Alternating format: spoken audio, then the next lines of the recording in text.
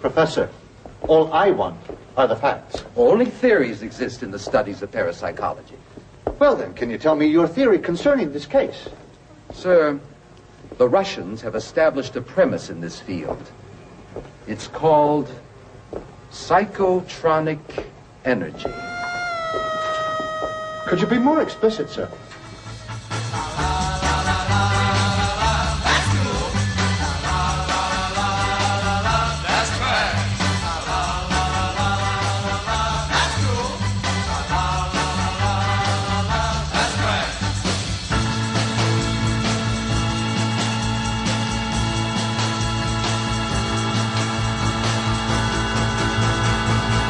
That's trash. Hello and welcome to That's Cool, That's Trash, the podcast where we watch a psychotronic movie online, then get together on Skype to break down the crazy. I'm Matt Howell. I had to feed my cats so they'd shut up, and my name is Joe Kincher. And we are joined today by a special guest, who is Joe's brother, Travis. Hello, Travis. Hi. So I'm excited to have you guys both on, because well, you're both brilliant guys, and I thought it would be fun to get some brothers together. Yeah.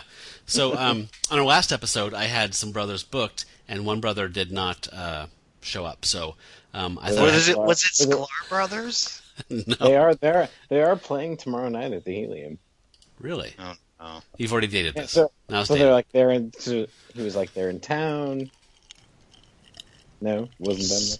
Wasn't them. Well, here's what you have to know about me and Travis. We sound the same, except I sound like the one who's on cocaine, and he sounds like the one who just took pills.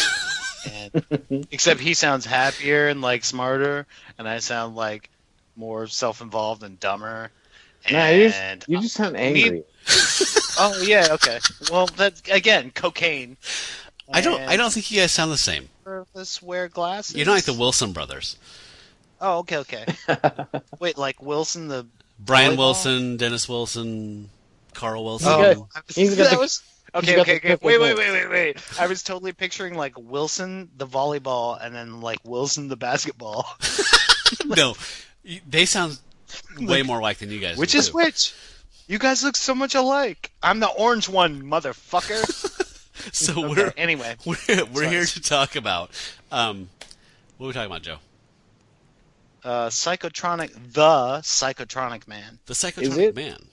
Is it Psychotronic Man, or is it the Revenge of the Psychotronic Man, like it says in the opening title? Yeah, so this has been re-released a few times. This movie has kind of an interesting history. The reason I picked the Psychotronic Man is because it came out in 1979, and Michael J. Weldon took the name of this film and used it to describe the broad genre that he had been kind of interested in. So he started Psychotronic Encyclopedia as a zine you could subscribe to.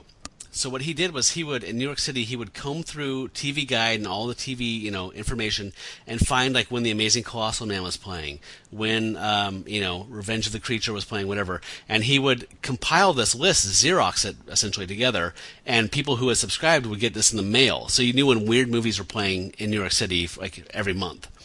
And so this eventually became a magazine.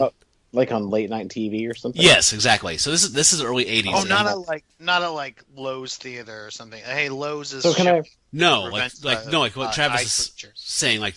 He would scan like the TV guides and the newspapers and find when these were coming out. And, like you get a weekly or bi-weekly thing saying, so hey, at 2 a.m. on the 24th, The Mask is playing, and not in 3D. That's really cool. So yeah, so can I jump in with a real weird tangent? Yes, please. You guys know the book Lizard Music by Daniel Pinkwater? No. Okay, yeah. I mean, I've heard of it. I don't know what it is. It's about this kid who grows up in Hoboken, New Jersey, and the book's written in like 1979. But whoa, this is a tangent. And it's an 11-year-old kid, and like he stays like as his sister runs off and his parents are out on vacation, and he ends up staying up and watching these sort of movies. It's like, the fat men invading from space sort of thing. These weird late night movies, and then he ends up staying up late one night, and after the late movie ends, there's a bunch of lizards playing music, and Hence the title. So I think what we get from this is that reptiles are fans of psychotronic movies. And it's a hilarious book that I read forever and ever ago, and I recently reread it, and it holds up really good. But there is a definite there's a definite theme through it of these really weird late night movies. So that was a thing that was more prevalent, I guess, than it is now. Yeah, so like back in the old days, stations, rather than signing off, at 1 a.m, would choose to just program these cheap B movies to, for insomniacs to watch, because there was nothing else to watch, and there was only like 12 channels back in those days, right? So, this guy was interested in these as a art form, essentially, and so he kind of collated all this stuff so people could find them and know when they'd be on. And people got really into it. It became a magazine that became the Psychotronic Encyclopedia of Film. And then when VHS came out in the late 90s, he did a Encyclopedia of Video. And it's been like a Bible to me. Like my copy of his Encyclopedia of Film is like so dog-eared and worn. I've had Halloween jack-o'-lanterns melt onto it, so it's warped and it's got pumpkin juice on it, and I can't get rid of it. Pumpkin juice. Yeah, First of all, it's out of print, but second of all, like it's just I went through. I've had it since I was like 19, and it's so I mean I've had it for 21 years, and it's dog-eared and marked up, but I'm going to bring this back around to a point. But I remembered explicitly. I've read the thing cover to cover several times. It's not just a guide that I look up. You can't say explicit and pumpkin juice. Expect me not to laugh. Okay, I'm sorry.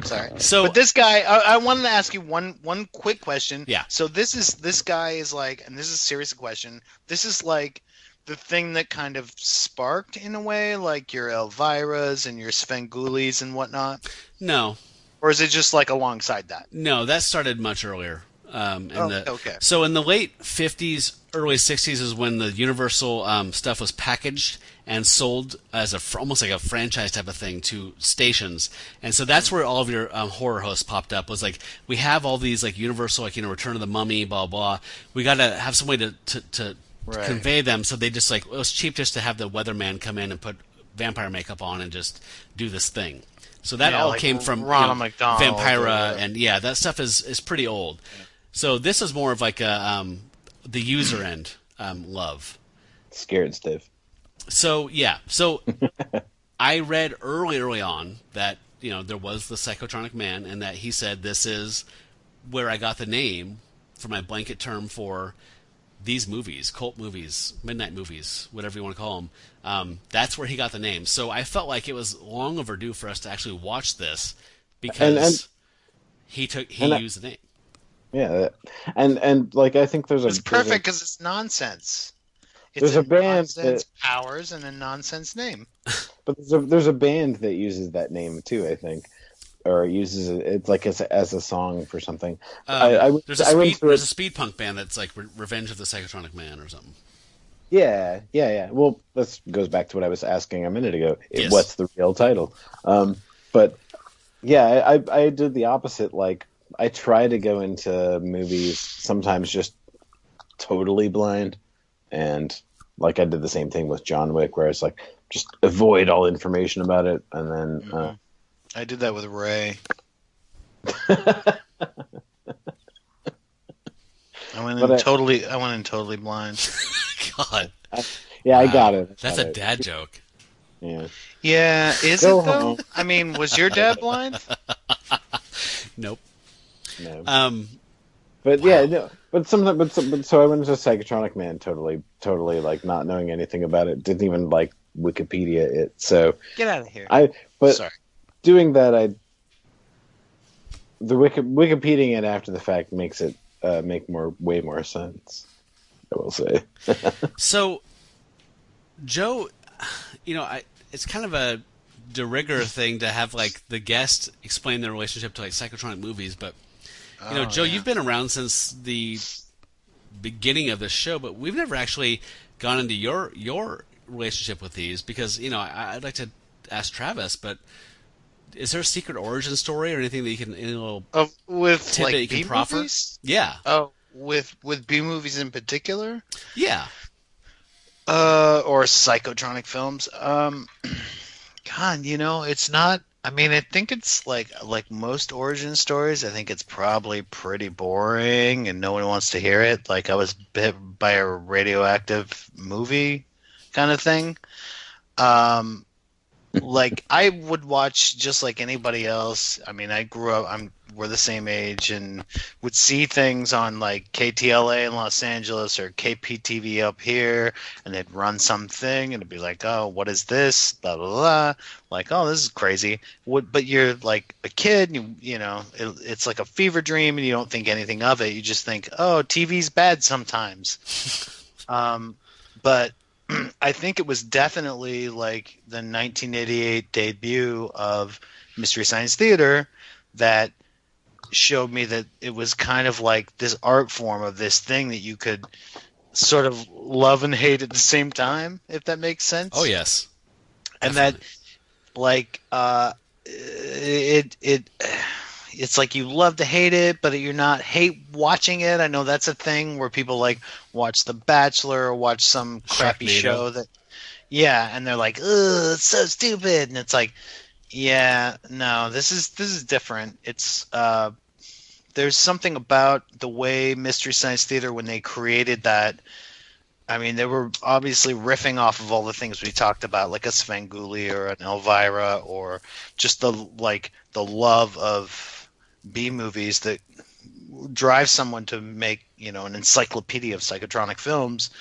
That drove Joel Hodgson to make this thing and make a world around it and go, we can make fun of these, but we're making fun of them because we kind of like them From a place sort of love. of. Yeah, and that was sort of the credo of that show, was that it I mean, even when things were bad, they were like, oh, like they had like the deep hurting moments, but they were usually making fun of things from a place of love. Like, hey, man, like Joel Hodgson had, he had a background in stand-up comedy and film, and he had this whole, history. I don't have to go over it. You can look it up. But, he was offered like sitcoms and stuff, and he basically did a Dave Chappelle and was like, I'm out, and went back to Minneapolis and started like making props and stuff. Yeah. Went back to his roots. And when he put together this little show for KTMA in Minneapolis, he was just like, hey, this is a crazy idea and I can do whatever I want. And it was sort of this idea of, hey, man, you know what? I know what goes into a movie, and it's hard to make a movie. So even to make a Manos Hands of Fate, like that guy lost that bet for sure. But you know what? Like, it's hard to make a movie, but we can make fun of it. We're all like creatives here, right? And I work in the movie industry now, and it's a collaborative effort, is what it is, and it's very hard. So, but you can see things that are like wrong turns where it's like, oh, and the film that we watched for this particular episode has a lot of those things where it's like, if you had leaned into this, or you made this choice or this choice, it could have been a cult favorite. I just realized right now, and what you're realizing, which is that we have not said one goddamn thing about this fucking movie. No, I love that you're doing a thesis on Joel Hodgson, but No, we haven't said anything about this movie. So, Psychotronic Man. So, here we go. But I really wanted to have my. But Travis needs to have his moment to explain his relationship to psychotronic movies before we. Wait, I felt like wait, did I just get baited? You're like, tell me about your relationship with, and then I was like, oh, okay. I was looking for a superficial dip, like the way like an eagle like goes for a fish, just like I kind of. But you dove in with a. Well, I think it's because that Mystery Science Theater's coming back, so it's probably like on my mind, and I'm like, that's fine. This is fucking cool, man. I don't know. I'm a fanboy. I'm a dum-dum. So mine was a series called Mad Movies, which was in the, I guess, really early 80s. And I remember going over to our next door neighbors, the Dickies, and watching this one particular episode where they just like overdub old Shirley Temple movies, and she's pouring salt onto her thing, and like, whoa, what? And okay, they're sorry, saying, ladies and gentlemen. And they're like, and she's like, it's not salt, it's ground up monkey eyeballs. What? You're talking about Turkey television? Probably, yeah. Like it was called, yeah, like Mad Movies, Turkey TV. Television, late Yeah, at night. that sounds like Turkey yeah. TV. Yeah. Wow. Yeah. I have not thought of that in like literally decades. And they just that, compile that, clips of weird shit. that was my introduction to that, and that was a formative moment, just like hanging out over their house and seeing that thing. It was like we laughed our asses off of that. And from after I saw that, I could never think of salt the same. I bet not. So this movie, believe it or not, the first 40 minutes is less entertaining than what just happened here. So I'm fascinated by the fact that you keep alluding to the fact that the first 40 minutes sucked, because in my opinion the first 40 minutes were the only watchable part of this movie. Okay, Oh well, yeah. I think it's about okay. I think, wait, here's the thing. I think that what happens is that this movie is such a blank slate, a tabula rasa, if you will, that whatever fucking mood you're in, you're gonna be like, sucks, hate it, or like, oh, okay, well, I'm coming around on this, you know? Yeah, like, no. I think that's what it was. So it was like when I was watching this thing, the credit sequence was, I think, 10 minutes long. No, it's 8 minutes long. Okay. So I'm not. It's actually one of my favorite parts of the movie. Like I took a lot of notes. Wait. So one of your favorite parts of the movie is the red credits on a background that you can't read, and you're like, who, what? Pause it. What? Still can't read it. Okay. So then 10 minutes of that, and then a guy like, I get it, you're a barber, and who cuts the barber's hair? You're getting ahead of yourself. And then he drives around. Don't we want to talk about the movie at some point? So he drives around. Yes, we do. But I'd like to do with a no, little bit of structure. Too early. Okay. He's a barber, and stuff blows up way before the credits. But doesn't he just drive around? It's kind of an amazing opening. Oh, but all that I mean, it's just like it's flash forward or something. So I'm going to do a little bit of a contextual thing here, Joe, and then we're going to move on to the new feature, which is included in a word, but I just want to explain the context. So the only real historical value that I can find this film has is that, on my research, is that the Chicago did not grant filming. No, this is one of my favorite things. I saw this on Wikipedia. Okay, you saw too. that. So the permits were not granted to film in Chicago for a long time because the mayor felt that the films that were produced were, putting Chicago in a negative light. So the main claim to fame of this film is that the second half of the film is essentially much like another film set in Chicago, Blues Brothers. The second half of the film was a giant chase, and it was filmed entirely without any permits. So the reason that it's all shot with like floodlights and it's all run and gun is because they had no permits. So they were just trying to film as much as they could until the police showed up, essentially. Well, so I didn't know that until after I'd watched it through, and so like I noted the proudly there's a note in the opening credits like proudly filmed all in Chicago, and then you're watching the movie and you're like, this movie's shot like entirely in the countryside. Yeah, like on the outskirts of Chicago. Well, like, the last half is not though. There's some pretty prominent. I've been to Chicago once, But halfway through the movie, you're like, what part of Chicago is this? Yes. No, I definitely thought the same thing. It's Old Orchard Road, yeah. I mean, I remember that when I was downtown. It's 8 now, I guess. Yeah, so it was,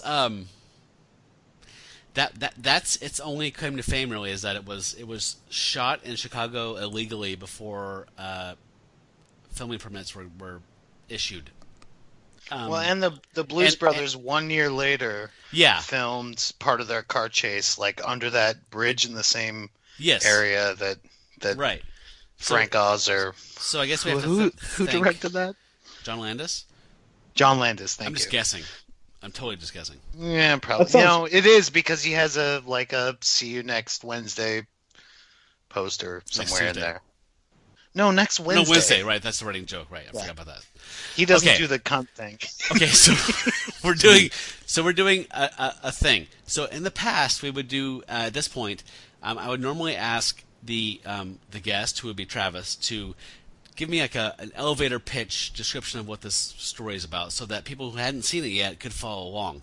But then we would move on to the in a word, where we describe in one word what it's like to watch this movie or what this movie is like, and explain our answer. My experiment now is to do. This is essentially like a. I can give you both. It's like a TV guide description. So if you were writing for Comcast, how would you describe this, especially if you had no constraints? So, like Joe was saying before we started recording, it's almost like At Midnight with like Chris Hardwick. Like, how would you, as a funny, intelligent person, describe this movie in one sentence, the entire film? Who wants to go first? I mean, I had a thing for either, but let's see. Then go. You're the guest. Well, my single word, Yes. because it came to me when I was thinking about it halfway through, shambolic, which wasn't a word that I knew was an actual word, and then I saw it and I read it and I was like, chaotic, undirected. That sort of actually summed up my feelings for the film. That's a really good word. You actually won the word thing. I think we should retire it after this because you just won the word challenge on a word. Hey, wait. Hold on. Slow down there. Okay, sorry. My TV guide description would have been like, if you like Legion, you will kind of not like this. Yeah, I thought of that too. I was like, oh, this is like Legion, but without any of the color or fun or good art direction or pretty ladies but all of the barbers that you wanted and like a lot of driving. It has more barbers. Oh, and also like less of the cool Legion shit. Like less. I'm like the one person that's like me that hasn't seen Legion yet. I think all of my friends have seen Legion. I've seen you like should 4 see it. episodes. I'd recommend it. Yeah, I mean we're not recommendations, but I'm caught up to Wednesday, and it's legionary. Yeah, I'm hearing that it's like it's cool that they gave like a property to like someone that's an auteur who they kind of gave carte blanche to just like you tell the story and do it as stylized as you want to, and it's paying off in spades as far as like Well, it also you guys are both old school X-Mans. Yeah, you're X-Man. You're an X-Man. You're old school X-Men fans. You understand the old school like historical stuff and where the character comes from. You'll like it. It pays off. It's based on Chris Claremont, Bill Sienkiewicz story. So it has that like kind of there's a sort of sense of abstractness built into it, and we hate this movie so much that we're talking about literally everything else. But but I want to say the art direction on it is amazing. I thought it was Brian Fuller at first because like the art direction is so it's that stylistic, and it has a little bit of Wes Anderson-y stuff that was like, oh, maybe a little too Wes Anderson here and there. But then I realized, oh, it's Noah Hawley who's responsible for Fargo, and he uses some same actors from Fargo season 2. But it's pretty good because it's like a X-Men story, but it's no X-Men like Logan doesn't show up, and that's good because I don't like the X-Men. So. It just gets better. Yeah, it's pretty. It's kind of a trip. It's good, and it's really, really like beautiful to look at and stuff. But yeah, it's cool. I'd recommend that. But what were we talking about? Anyway, right, that was based on Travis's TV guide description. So, right. Joe, do you want to do in a word, or do you want to do can TV guide description, or both? Okay, so one word. Okay, get ready for it. So you've heard of entertainment. You've heard of funtertainment. That's I think that's what's used to describe like Chuck E. Cheese, maybe. Well, I coined a new word for this movie, and it's entertainment. Because I watched this movie and I was like, what's the absence of having fun? I literally watched this movie and it was like the first fucking half of the movie. So when we hit we hit a point about the 40-minute mark. And you don't like driving around? No, let me finish. My wife was like, it's going to be this for the rest of the movie. And I was like, you're fucking right. And so I paused it to see how far in we were, and I was like, "Oh my god, we're halfway!" Like I have to stop it. But you guys were wrong, though. Well, it kind of won me over a little bit, even though it plays like the longest Kojak episode ever for the next 40 minutes. But I was like, oh god. So I was like, okay, what's the thing where you watch a thing and you're like, oh my god, this is, and I love watching bad movies, you guys. Stockholm Syndrome? Listen, what's that thing where you love watching bad movies, but when you're watching a movie so bad that it's like, oh god, my life is slipping away, and I could literally be doing a crossword puzzle, or jerking off, or fucking around online, or Tuesday. literally anything else. It's called Tuesday. So, entertainment. That's a cardinal sin. But yes, I understand what you're saying. I do understand. What? Going online? It's a cardinal sin to say that watching a bad movie, would be time better spent just self-pleasuring onanism. Come on, Joe, onanism. Because if going online was a cardinal sin, brother, I'm going to hell. All right. Okay, one sentence. Okay, you ready? Yep. So ready. So it goes. So ready. Look like this. Okay, TV Guide. You remember TV Guide? Nobody remembers TV Guide. So, okay. Google TV Guide. Pause the podcast. Okay, Joe. Google TV Guide and then pitch it this way. It's the Comcast info description. I have a really weird dream about Netflix. TV Guide. People know that. Okay. Netflix. So you go to like boo boo boo boo. The Psychotronic Man, 1979. An alcoholic barber, Peter Spelson, gains vague superpowers that allow him to float his car, drink aftershave, and cheat on his wife. But the side effects are murder.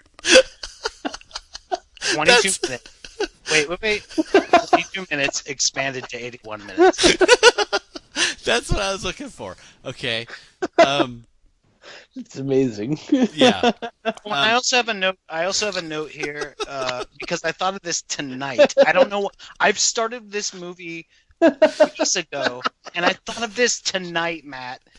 Missed opportunity. This is what my note says. Missed opportunity. Dash. Why wasn't this called Barbicide?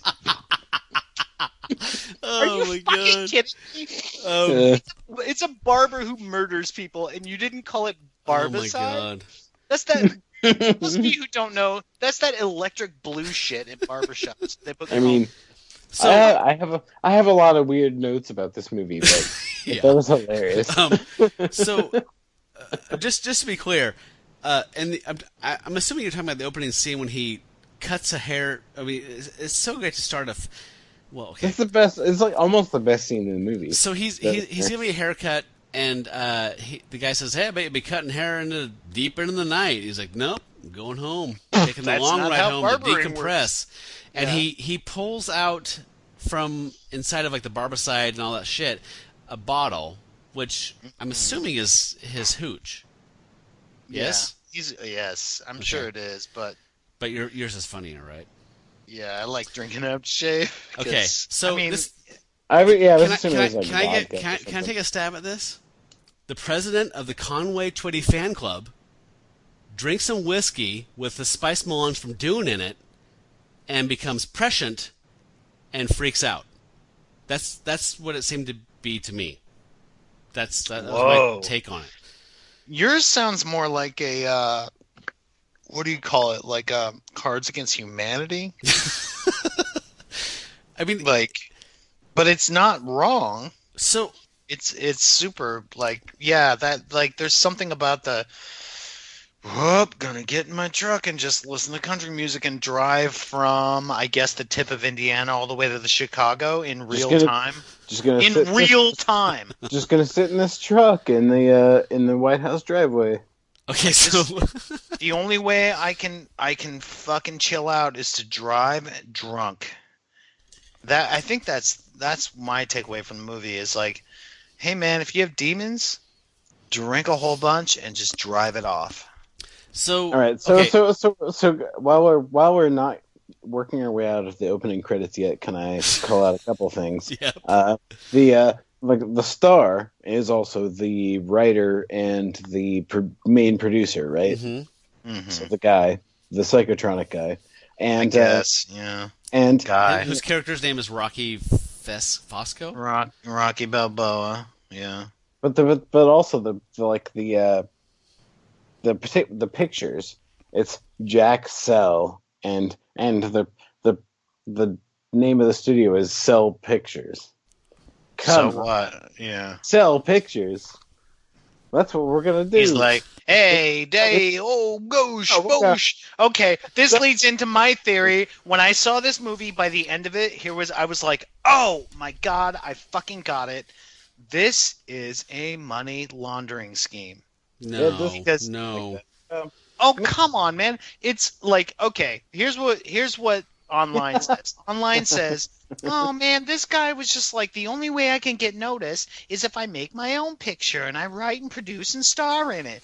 And I'm like, well, I've seen a movie and you're in Chicago and it's the 70s and you made him a picture and you probably told him it cost like $2 million, but you made it for like $100,000, and then you released it in, literally, this is confirmed, one theater in the States, and you went, that's a release, and they're like, nobody came, I don't know what happened. Tax breaks. And then they're like, ching, ching, ching, ching, ching, ching, ching, It's ching, like Tommy money Wiseau in laundered. the room, right? Money laundered. But I will say, come on.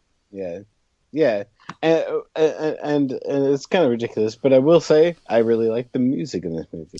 Okay, I that's a like great the segue. music in the second half, yes. Okay, I have I was both, like, this is but okay. I want to Okay. play some of the music from the first half because Travis didn't Yeah. bring it up. So, Yes. just to before we transition to samples here, because there's going to be a bunch of clips. There's not much story, so we're going to be talking mostly about the look and feel and the ineptitude of this. I think is my take on this. It's a tone Yeah. poem. It's a tone poem. Except I wish it was a tone poem. Like, It's a mood if, board. If it had leaned into it, Mood it could have been board. like I like that. weird. It could have been a weird. This is my complaint with this movie. If it really would have gone that way, it could have been a Lynchian, like Terrence Malick, fucking meditative, weird tone poem. You know, It was ahead Just of like, its time. It was ahead of its time. No. It wasn't ahead of its time. It was because ahead of its talent. It is ahead of its talent. Exactly. It's shambolic. It is shambolic. I think he It's- won, it's- by the way. Okay, so just real quick before we circle it's down on- here into clips and shit. entertainment. Here's the thing. If you've listened up to this point and you haven't seen this movie, it is on YouTube.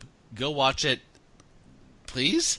But what happens essentially is there's a guy who has a big coif and ripping sideburns and mustache, and he's a barber named Rocky Fosco. And he has these premonitions of violent things. He drives out to this country road, passes out, wakes up, realizes that he was floating in the air. It's kind of like a bad Kolchak the Night Stalker episode, but with no Darren McGavin, which means it's fucking awful. And then he essentially ends up killing people that he comes into contact with out of like psychokinetic violence, and then he's hunted down by the police very quickly and easily and efficiently, more or less, and killed. But then he's not killed. And Psychokinetic addict using insane. the same footage that was his premonition or nightmare. And he's like, oh, I'm going to kill that person that I haven't met yet. Yeah. And then he's like, meets this guy for the first time, and he's like, oh my God, it's happening. Which, if in more capable hands, that could have been like creepy or something. I don't think so. You know what I mean? I'm being fair. Like the whole like No, I flash. appreciate your fairness, but the flash forward, I'm gonna be generous and say if you handled that right, you could do pangs, give this guy pangs of premonition, and then he's like, oh my god, it's happening, and I can't help myself. But that's not what's happening here. Yeah. It's just like, nah, that's why I mentioned the spice, like from Dune, right? Like, yeah, Paul Atreides sees visions. He's like, I'm trying to avoid getting to this path. I'm trying to make the choices to not get there. But you end up there. That's just how it works, man. When you have prescience, it's not about choices. It's about fatalism. You're going to end up there. And so I'm giving this way too much credit right here. But, Joe, I'm going to tell you, I'm going to debunk this thing and break this down by why this happened in 1979. And any kind of appreciation you had of it is going to be dispelled like rubbing alcohol. So, in the 70s, there was a huge new age interest in like ESP. Biofeedback, all that shit, right? The Carillion photography, the Bermuda Triangle, all that kind of stuff was really popular in the 70s. Okay, and then there was a film called Carrie, which was based on a book written by Stephen King, which was a revenge fantasy movie, which kicked off an entire subgenre of movies about revenge. So. To me, America was telekinesis mad. Yeah. So I mentioned this before we start recording, but this is very clearly to me, beat by beat, one of my gateway drug into B movies, Laser Blast. So there's this movie called Laser Blast, which is another revenge 70s teen revenge movie. It played on Showtime or HBO or something when I was a kid, literally 3 times a day. When my brother and I were staying with my dad, we would watch it over and over again. So I saw it dozens of times. It's shit. It stars Kim Milford, and he was a guy that was in Corvette Summer with Mark Hamill. That's his only claim to fame. He's like a Mark Hamill clone. He's like Bobo. He is Mark an odd, yes. But so in this film, this kid is met by aliens, and he gets this weapon that fits on his arm. MST3K did a wonderful, wonderful riff of this film. But he gets this thing, and he becomes this subhuman machine weapon, and he just... Lizard Man. Shoots lasers at... he laser blasts everyone who wronged him when he was a teenager in a van getting stoned. So that is the movie, and I saw it like fucking 25 times when I was a kid. Loved it to death. Mystery Science Theater left. Their final Comedy Central episode was that one, and I love it. I've talked about it before. I gushed. This movie has the same beats. Like he's given this gift essentially, and except he's just killing people that are like trying to help him or mildly inconveniencing him or looking at him funny, right? Yeah, it's a little more like so. He's yes, sort of like, oh wait, why don't you wait here in this room? And he's like, no. And then the guy's like, oh hey, your car broke down. Like, oh well, I'll call the tow truck. And he's like, no. Like it's like you see a toddler.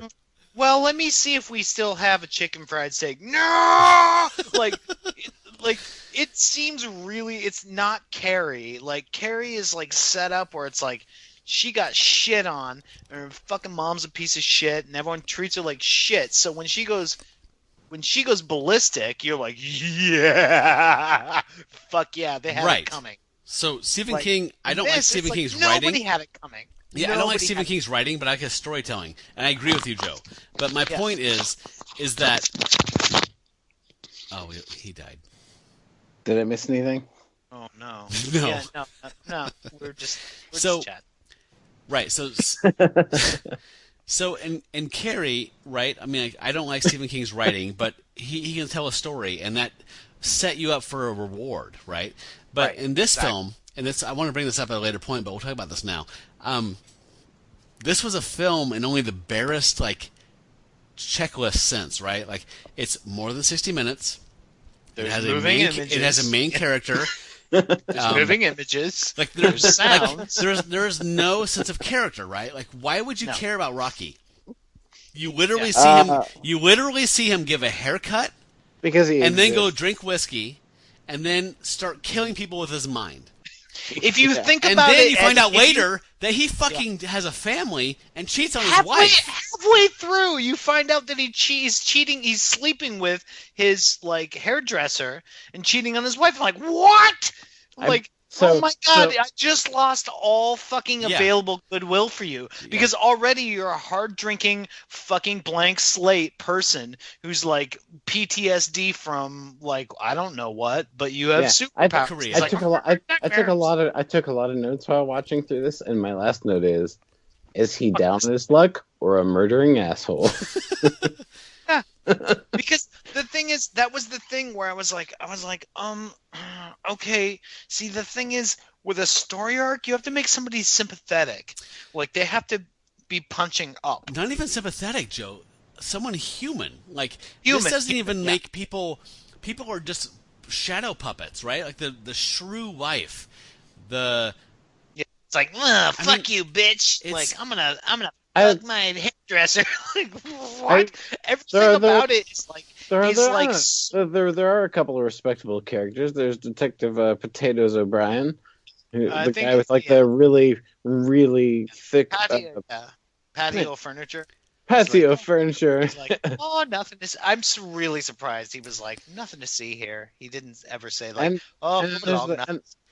and there's the other cop with like for whatever reason, really bad wig, but he's bad wig, fake mustache with spirit gum, fucking padding in his shirt. He looked like an extra from the Beach Boys Sabotage video. Yeah, totally. I'm like, and I was like, are you fucking kidding me? You look like Paul F. Tompkins in a Mr. Show sketch. Yeah. Paul F. Tompkins was how is this? How is this?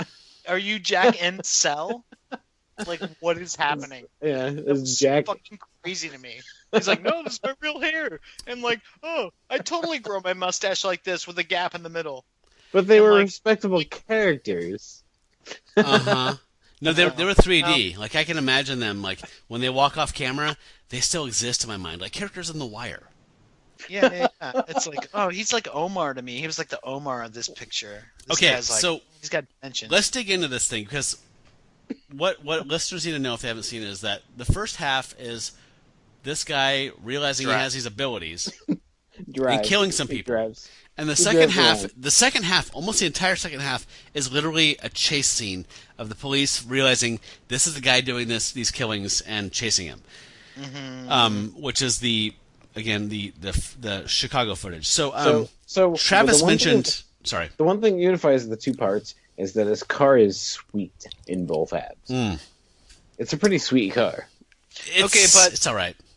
As sweet cars go, I think you can take 1979, boil it down to like, hey, what's happening on TV? Oh, I don't know. There's like Kojak and fucking Rockford Files and shit. Okay, so here's what we got. This movie is so much. No. Let me finish. This movie is so much fluff that you literally have, if you're lucky, a half-hour TV show that's 22 minutes plus commercials. Suddenly magically squashed into 80 minutes of a movie, and that's what it is. It's like this guy wakes up, has a thing, like that. Even the chase is just like, oh my god, how long is this? It went on so long. Jolie pointed out, my wife, my ex-girlfriend, now wife. She ceased being a girlfriend. She became a wife. So my wife. She goes, oh, this fucking chase scene went on so long that the band, that song ran out and they had to loop it around again or like do a different song. A long chase scene can be good. Like it can be, but it went on twice as long as a Rockford Files chase scene. This just lacked Steve McQueen. Like desperately lacked Steve McQueen. Yeah. No, the bullet scene, the Robert De Niro scene is half the length and a million times as good and half the length. The entire bullet scene is half the length of that and a million times as good. This was just like and you're like, oh shit. And before she told me and before you mentioned it, but Jolie was like, oh yeah, I looked this up and like they shot this all like they weren't allowed to shoot in Chicago, and I'm like, in quote unquote Chicago. No, but the last half is definitely Chicago. It's just it's all floodlights. Right? But right before she said that, I was like, oh my God, that's so fucking awesome that you said that, because I was watching that chase scene and I don't know what it was, but I was looking at it going, yeah, this was shot guerrilla style, man. Like, I could just tell. And Yeah. that's, like, I could tell that it was like, they were like, we have one shot at this, we're Yep. going to get a bunch of fake police cars, and we're going to do one run around the city, and by the time we get caught... Which we're is like, actually a pretty commendable like aspect of the movie. That's Like, No, fine. that's why. They totally, That's like- how I I like made it through. guerrilla filmmaking. That's cool. Like, that's... But I was like, ugh, this is shot on the cheap, man. But then, if you have a thing that you have to go that on the cheap... Build your characters, build your story. Don't spend all your money on a floating car or whatever, you know. I don't think You it's got much hydraulic money on the lift. floating car, my friend. But the floating car reminds me of Repo Man. okay, so we got I it. think Yes, they spend nice. all their money on the Can I? So Go I ahead, took a man. little dog leg there, but Travis mentioned the music. Can I play I love the that song. Freebird ripoff song that Rocky is listening to when he first leaves his barbershop in the very first reel of the film? Yeah, I do. I'm as free as a psychotronic man. It's a bright sunny day in the Windy City with a big 71 degrees on the Skibo Show, bringing you that flashy cowboy himself, Harold Wade, with My Lady. You are my lady. So come and run with me. We'll go through time together.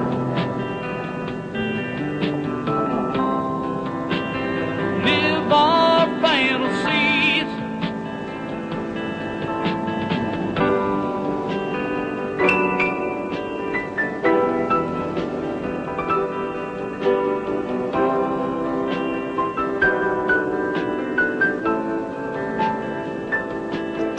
I like the idea of trying to make Leonard Skinner, who's from the South and was the first like modern band to record at Muscle Shoals, which you will see in that documentary.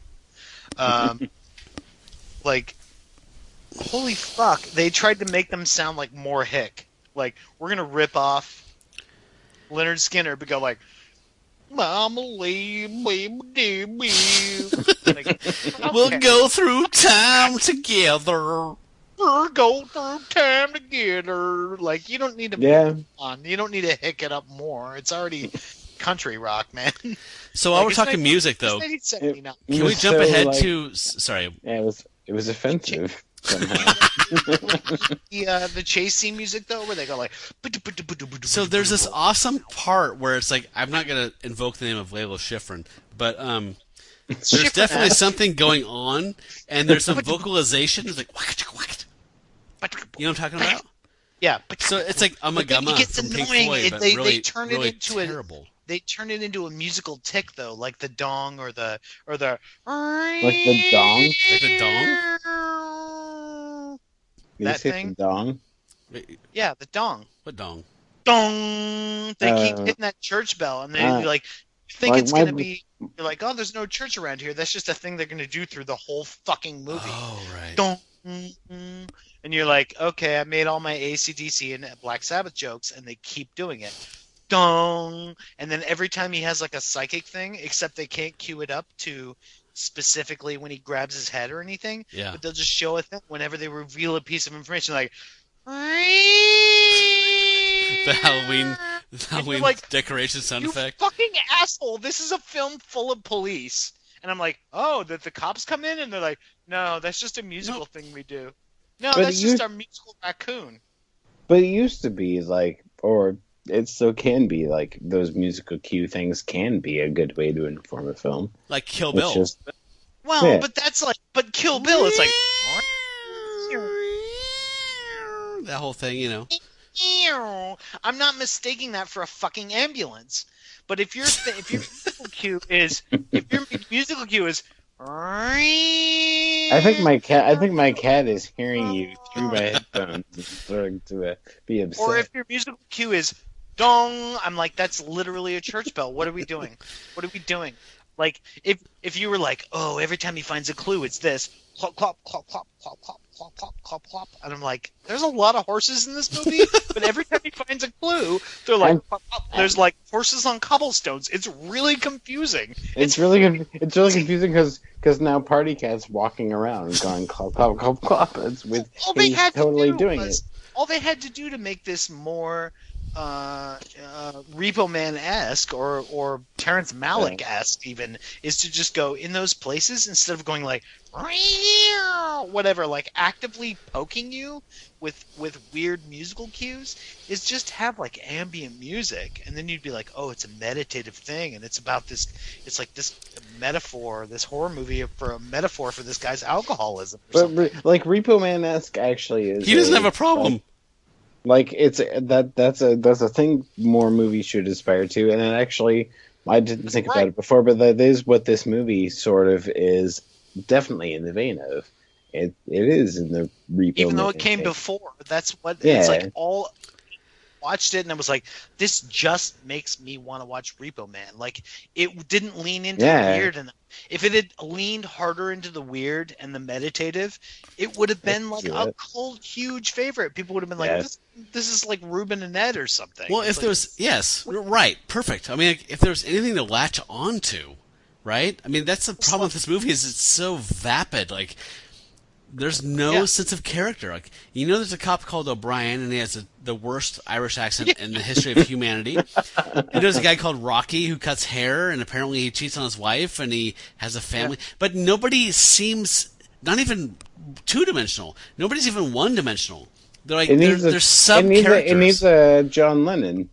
It needs a John Lennon to pull back from his Paul McCartney, or vice versa. Right. Somebody needs to like make it a three-dimensional thing. Yeah. Okay. I will presuppose this. What's the name another barber you've seen in a film? I was thinking of The Man Who Was Not There. I was thinking of I was thinking of Rushmore. Oh. Mm-hmm. Oh, nice. No, the whole time I was watching this, I kept trying to think of a smart-ass way to say, like, wow, you know, the Coen Brothers remake of this is way better. But, yeah. When you see what's his name? Seymour Cassell. Seymour Cassell as the barber, and he has lines, whatever, but he's like, he conveys more in that as Max's dad, as the barber. He conveys more humanity in his few scenes than this guy does in the entire movie, and you're like just with his face, and he's a character actor, and they actually have the same hair, but the same everything hair, but the same mustache, the same, you know. Right, but Joe, I mean, you revealed this earlier. Like, we were saying, like, we realized 50 minutes in the film that this guy had a girlfriend. Like, Sweeney. He has no depth. I mean, he's not sympathetic. He doesn't have any history. He doesn't have any like latch points to like latch onto, make him a human being that we can put in real space and time emotionally. He has nothing. He is a cipher. Right. And that's the problem is that you can run with that as a writer because he quote wrote this script. Now he decided and produced it.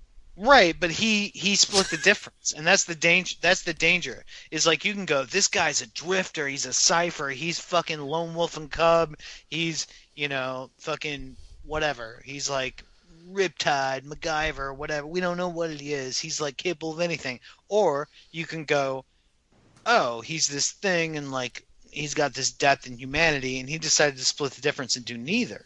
So what you end up doing is like that's what you're saying is like when there's nothing to latch on to, you have this guy that's like, it's like, okay, well, you're just slowly revealing these two-dimensional character traits throughout the film, sprinkling them really what's the opposite of generous? Whatever that is. Stingily. Like, oh, by the way, halfway through the film, he's cheating on his wife with remember this lady that you haven't seen for 30 minutes? Remember her? Yeah, actually he's sleeping with her. Like, well, that would have been actually could have spiced the movie up 20 minutes ago. But and then yeah, they but make us, actually, I hadn't make us thought of watch it. them having sex. Please don't. I'm like, we get it. Okay, he's fucking her. If this is a plot point, like, can you move on? And you don't get, like, they don't make it a point of his psychosis or like he's a complicated man or anything. It's just no. No, it's just a bunch of terrible shit. I mean, it's just everything about his character is like, oh God, he drinks a lot. Wow, he fucking hates his wife. Oh wow, he's cheating on her. Oh wow, he's mean to everybody. I mean, like, it's just like slowly finding out like that your uncle that you thought was kind of okay, and you're like, his hair's cool, and then like you slowly finding out over 20 years, like he's kind of a bad dude. But isn't all of that exactly what Sweeney Todd is? It's Sweeney Todd, the demon barber of Fleet Street. This is more like that. No, it's exactly what it is. This is more like that. He's universally awful. He's a barber, and he's like universally his story is awful. sensational and interesting, and this is not. So, Joe, like, it's funny that you're saying. I feel like I'm getting to know this shitty barber in real time, except that nobody would give this guy the time of day because he's creepy and like, hey, how you doing? And he's like, Marr. So, like, okay, fuck off. So, Billy Bob Thornton's barber and The Man Who Wasn't There, right? I mean, like, that's a completely Camus-esque film. The guy has no inner being. That's like, it's like The Stranger by Camus. But he's vastly more interesting than this guy is, and this guy can use his mind to kill people. So obviously, these guys are bereft of talent. If you can't take this concept and do something interesting with it, and make them human and it's a fucking great concept, though. That's a great concept. That's why I'm so mad at this movie, is because if you literally put any effort into it, leaning into it in one way or another, you'd have kind of a crazy cult film. Mm-hmm. And it's like Matt is saying, like, like we've all been saying, it's like, it slightly succeeds in that respect. No, it doesn't. We're talking about it now. So it's slightly. Well, we're talking about it now because we're fringy fucking weirdos. But this could be Repo Man. Could be like holy fuck. Like, but it's super ahead of its time. It's not ahead of its time. It'll never be ahead of its time, because if you can't make your barber be a Waiting for Godot or be a like you're saying in a Coen Brothers film, like, you can't pull that off. Like, all you had to be was like a troubled thing. Like, you could be like Ryan Gosling in Drive. That's what it is. Yeah. It's that. All you had to do was like look like you smelled farts and you're thinking about something. Hey. And it'd be like, oh, that guy's complicated. He always complicated. I'm gonna let you say that because I love you. I've known you for a long time, but. Oh, Ryan Gosling doesn't fart. I forgot. The gauze.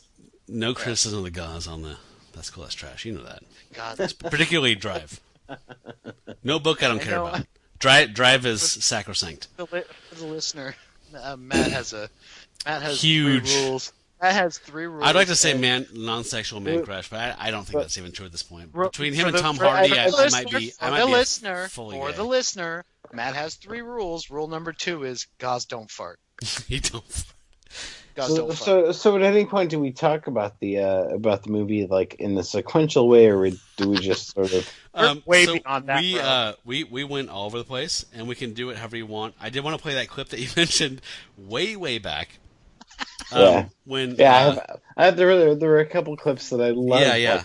I've been for this movie. We have a ton of clips. The movie's not very compelling as a film, so we can rely on those. So, do you have one you want to hear? Well, okay. Well, I want to say that the Oyster Bar, at one point they go into an oyster bar, and it's just called Oyster Bar. And that place looks amazing. Like, everybody's just sort of, like, getting hammered at, like, a straight, like, is that bar. Where he meets the girlfriend? I have the band. Yeah. I have some of the band music from the Oyster Bar, if that's a scene. What'd you think of that band? It's super smoky. Everybody's dancing, but it's like this very classic, like, of the era, like, bar. So the music and the band don't match up at all. Except everybody in that bar is drinking wine. Oh, really? Which is weird. Yeah, like I thought that was weird. That guy was like, our hero was like, man, that guy can drink the shit out of a wine spritzer. All right, so here's a band that's in the bar when Rocky meets up with his neighbor hairdresser who he's been having an affair with. Hey.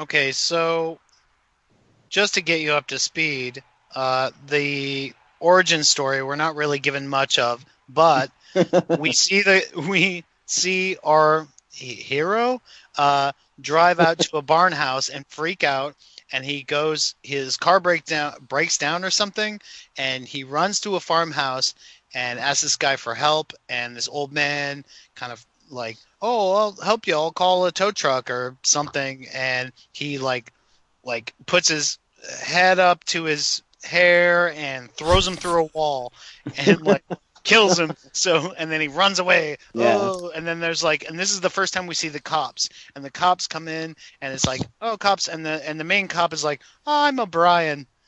And oh, hoity-toity-toity. I like potatoes. Like, nothing to see here. Like, dope-a-dope-doy. And so we see this guy, he's like the head cop through the whole thing.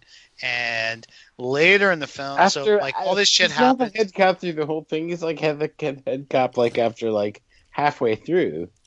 He shows up and they're like, okay. Well, they don't really, there's not enough substance there to really take it one way or the other. It's just sort of like he's a cop, and there's I watched it though. And then there's this, and then there's this sound. There's sounds throughout the film that are like, and you're like, oh, cops, because there's cops all through this film, and you're like, nope, that's just a weird musical cue that's going to be part of the soundtrack. There's no cops. That means that Psychotronica is happening. It just means Psychotronica is happening, and a guy is reading a page and realizing something. So it's super confusing, and it's super upsetting, and it allows you to not be able to look at your phone or do your puzzle or tune out in any way, because you're like, what? And it's like, dong, woo, and you're like, what? Are cops coming? I watched this entire movie with headphones on. Personally. Oh, I'm sorry. And you didn't kill anybody with your mind? Well, not that I know of. Okay. Right. But I will say I really enjoyed the sirens. Yeah, that's cool. Yeah, the sirens. Okay, so just to retouch on what Joe's talking about here, I'm gonna. Ahead. Sorry. Sorry. You're gonna play a clip. Well, I am. So you did a good job of saying that, but there's some minor details you got wrong. So the reason that Rocky ends up back at the place where he meets the old man is because he drives out there. He drinks whiskey. He passes out. He has an event, which he remembers as his car floating in the air, and he doesn't know what's going on. He goes to cut hair with a kid, and then he remembers the night before, and he has his premonitions, and he drives back out to that spot, and he meets the old man. From that point on, he kills the old man because of nothing. No reason. And then he just starts killing people. He kills his doctor, who knows that he has these abilities. He kills his mistress, or I don't know. He kills his wife, who's a shrew. He just injures her. Okay. He spares her. She's okay. Injured, but she's alive. At any rate, he starts killing people, and it's a very easy trail to find this guy. And then, so the last half of the film is basically the police just saying, well, we know he did it, so let's just find him. And that is the last half of the movie. So here is him when he gets the compulsion to go back to the space where he had his vision the night before, and he meets the old man, which is some great acting. And he's credited as the old man, by the way. So he's really good. No, well. Got trouble, mister? Huh? No. You live around here? No, right over there. Moved out here after the wife died. It was some peace and quiet. But you know something? Lately, some mighty weird things been happening around here.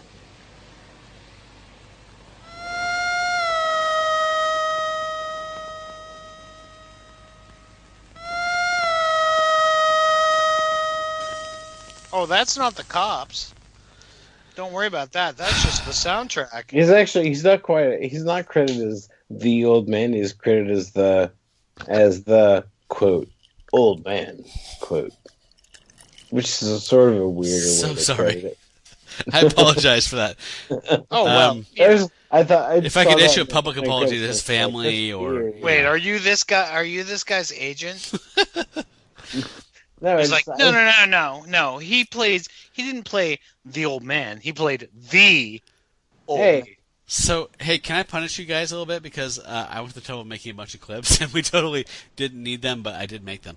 So, after Rocky goes out and drinks whiskey and passes out and has this event where he starts seeing the future and having psychokinetic abilities, he has the most annoying customer in human history. And if you've ever had any kind of service job, you've probably met her before, but it's the grandma of a little boy who comes into his barbershop. Let's have a listen. Oh. Listen, I'd like for you to take a little more off this time, especially around those ears.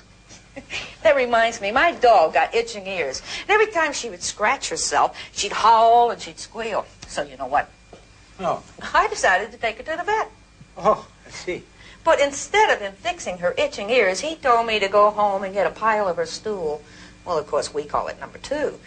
I couldn't imagine what does that have to do with itching ears, so I went home, well, not to get the number 2. Instead, I called the Veterans Hospital, and they tell me, well, we treat people here, not dogs, and that I should call the vet hospital. But I said, this is the vet hospital, isn't it? He hung up on me.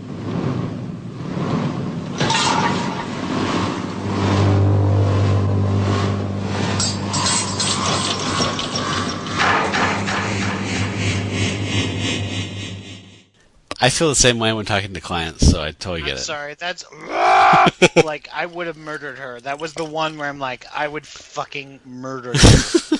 Where she's like, so I took an improv class, and I was like, well, where do I put my bags? And blah blah blah blah blah blah blah. Like, fuck off. But you know what? It was all pretty cool because after that, he pieced out of there and then hopped in his sweet ass car and was drinking a flask and driving. To California. And then he went and killed an old man with his mind. I'm gonna drive to California and surf my ass off. So he totally pieced out of it, but yeah, no, she was a total. So wait, what you're saying to me though is that you're cool with he didn't murder the one person in this movie that I thought he should have murdered. Well, because everybody else, he's like, doctor trying to help me, no! and then the other guy, random person, you're gonna call for car help, no! And then this lady is the most annoying woman in the world ever. I should kill you and your son. Whoa, rein it in. Well, you have to keep in mind that it was filmed on location in Chicago. They're very proud of that. I would love to see a movie. Actually, I would love to see a version of this film where a guy had this power, and then he was like, "Oh, I'm afraid to use it," but he had to go through everyday life, and he was he's in Trader Joe's, and then he's just like, "Oh my God, get out of my way! Oh my God, oh no, you're gonna pay with a check! Oh my God, I'm gonna fucking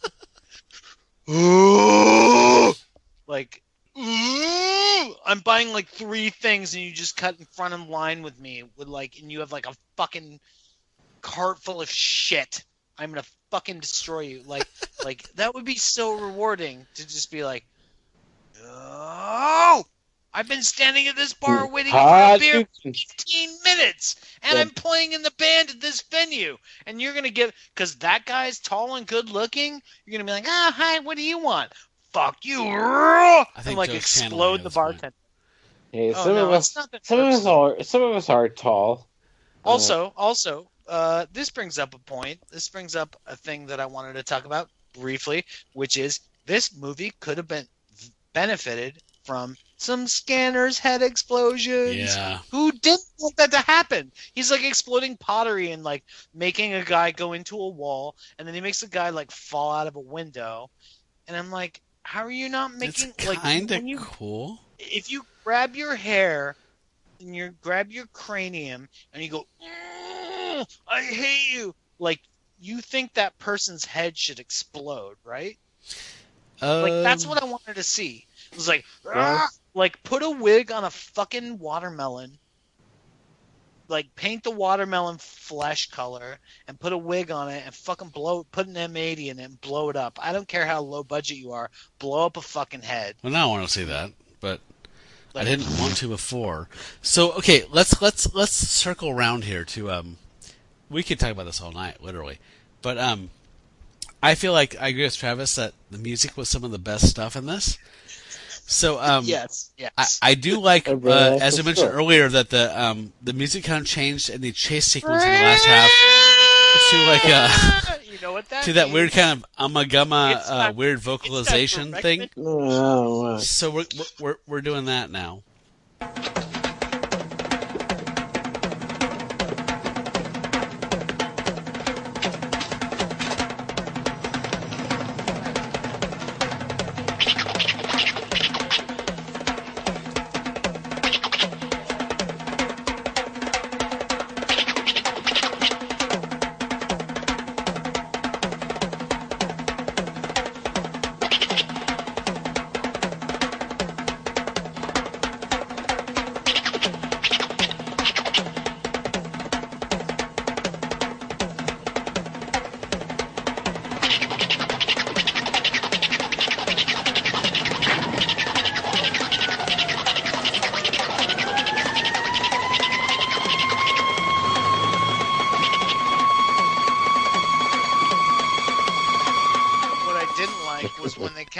Up that scratch guitar, they kept bringing up like,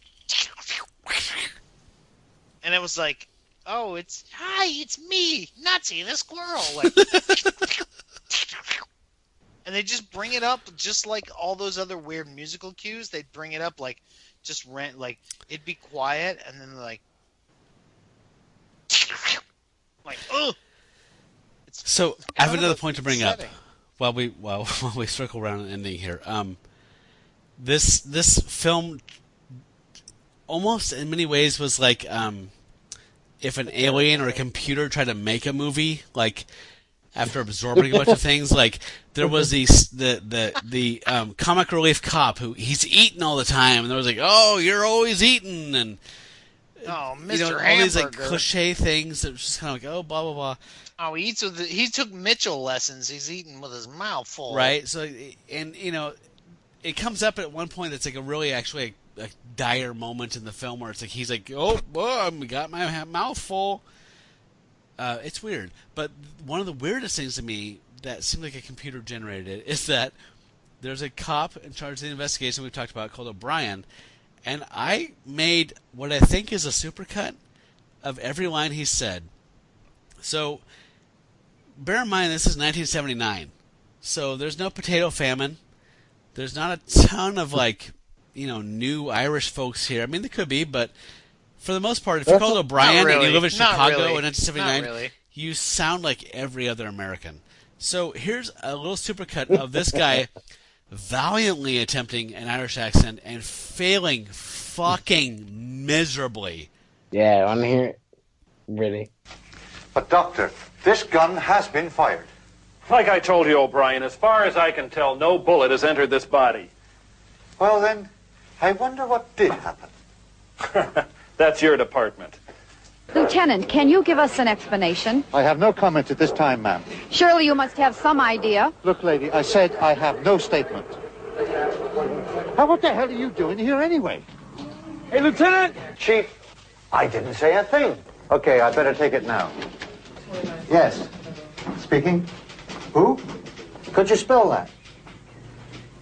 Uh-huh. Address? Harvey and Madison? Thank you. Doctor, could we talk tonight? Chuck. Yeah? would you clean up this mess a little? Yes, I got to no run. I got to go. Okay. Professor? Lieutenant Walter O'Brien. We spoke last night on the telephone. Oh, yes, I recall. I don't mean to take up too much of your time, Professor, but I was wondering whether you could expound a little on our previous conversation. But I thought that you were an expert in the field of parapsychology. Professor, all I want are the facts. Well then, can you tell me your theory concerning this case? Could you be more explicit, sir? But do you believe in this psychotronic energy? Yes or no? 10-4, guys.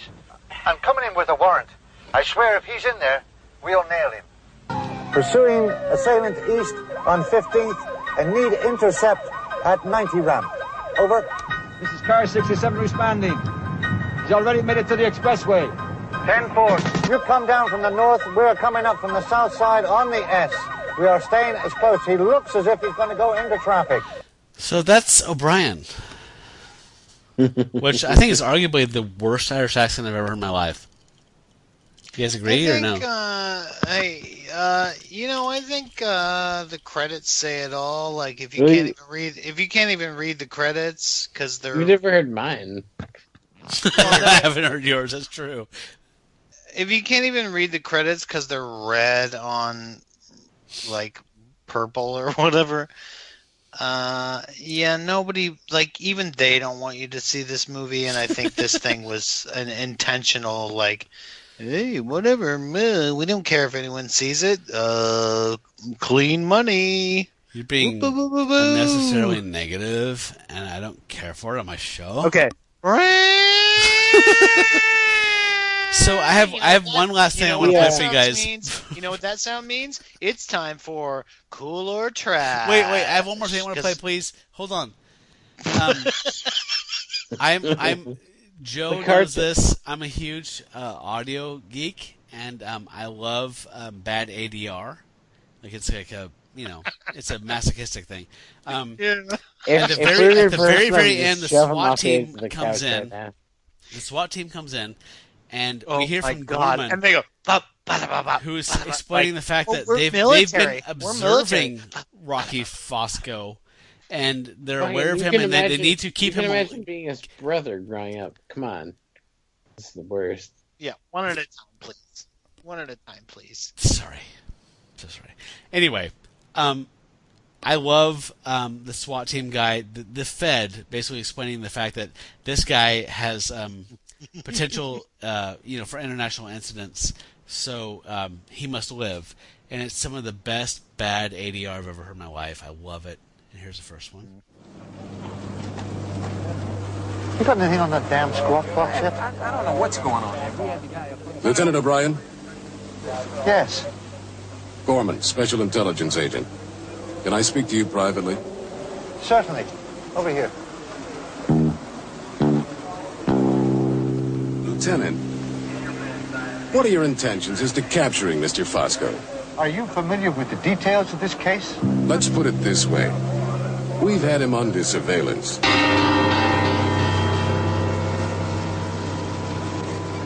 Make certain no harm comes to him, and that when he is captured, he'll be placed in my custody. What? Do you realize this man is responsible for the murders of 3 people? Okay, so that's amazing.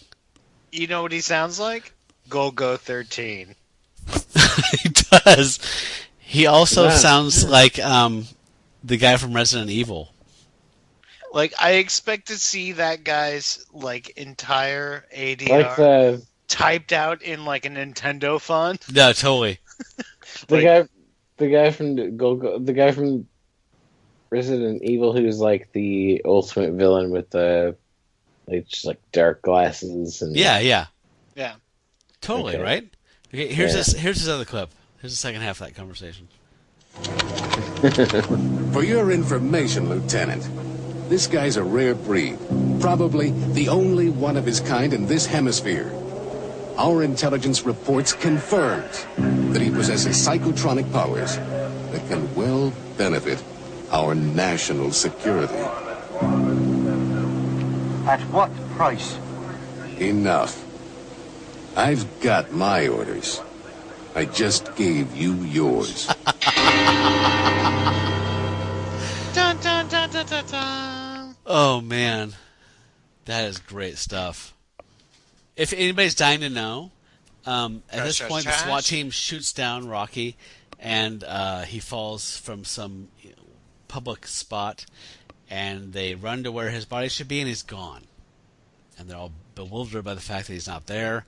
And then we see him wandering off like David Banner. Wait, no. Into the sun. We see a guy that looks like him, but I guess we're not supposed to think it's him because they try to surprise us and like, oh, here's this person walking, because they tried to lead us to believe that he died. Oh, he fell down, but he disappeared.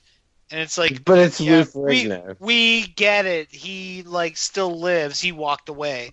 But then they cut to this thing, and there's this guy lumbering around, this gangly guy, and we're like, that's that barber guy we've been watching fucking wander around this whole picture for forever. Is it? We know it's him. And we're like, but is it? And then he turns around and he goes, okay, so that is the best part of the movie, by the way. Live forever. That moment is the best part of the movie. That weird early Sam Raimi like ratcheting up into the close up of the eyes. That's rad. It's the fist coming out of the grave. But it's inventive and cool. Like that was. I'm not kidding. That was the best part of the movie for me. Was that shot? I was like, are you like that was. You're what's giving me a better? Shyamalan moment as if you like if Joey Fatone or what's that kid's name? The guy from NSYNC? Yeah. The guy from NSYNC was like, "Hey, I'm in Sixth Sense," and then was like, "Hey, I see dead people," and then was also like, "Hey, I was a ghost the whole time," and then went like, and then suddenly Bruce Willis went, "Doom!" At the end, you'd be like, "Yeah, you already told us the ending right before the." I don't know. Like the best 5 minutes of the movie is like, I'm gonna cut this guy's hair, and then I'm gonna have a weird flashback to where a car blows up. I'm sorry, the car floating in the air is the best 5 minutes of the film. Are we doing that? Is that a new feature? What's the best 5 minutes of the film? I love it. No, what's the best 5 minutes of the film? We're not doing that. Best 5 minutes of the film? He's like, no, we're not doing that. All right. So we're moving on to Final Judgment. So I normally do a segment where it's recently I've been doing this anyway. Like what worked for you and what didn't. Like what did you like about it and what was bad. But I feel like we could almost just skip that. I think we mostly covered that, but I did actually write stuff down for that. Okay. It sounds like Travis has something to say, so. Okay. Yeah, real succinctly, I think like the core concept of the story is really interesting, and but it was just way too drawn out. Yeah. I agree with that. So it felt like it was like a TV movie that was meant to be a pilot that is completely unappealing and uninteresting and dull. But the core idea is fucking interesting. Oh yeah. There were so many ways to make that interesting. Yeah, in anyone else's hands, literally.